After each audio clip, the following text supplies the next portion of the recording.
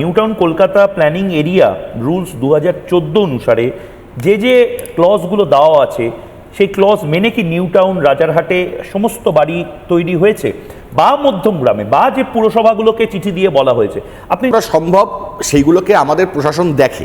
যদি airport authority বা মানে আমাদের ভারত সরকার বা অ্যাভিয়েশন মিনিস্ট্রি মনে করে যে যারা যারা উঠছে তারা একজন নরেন্দ্র মোদী, একজন অমিত শাহ, একজন রাজনাথ সিং, যদি বিজেপির এরকম ধরনের নেতারা ওই প্লেনে উঠছে, সেই জায়গাটা যদি দেখা হয় তখন দেখবেন সেই প্লেনে কিন্তু ঝট করে কোনো অ্যাক্সিডেন্ট হবে না। কেন কথাটা বললাম?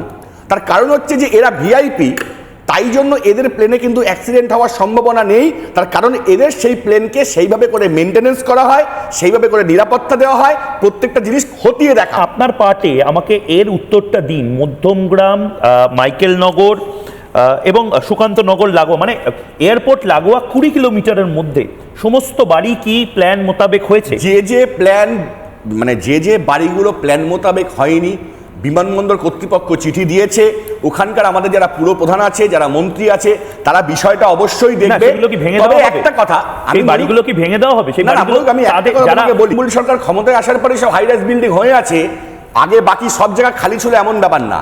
মানে গত 34 বছর ধরে ওখানে ফ্ল্যাট হয়েছে। 34 বছরে আপনি দায়ভার ঠেলে দেবেন? না, আমি দায়ভার ছাড়ছি না।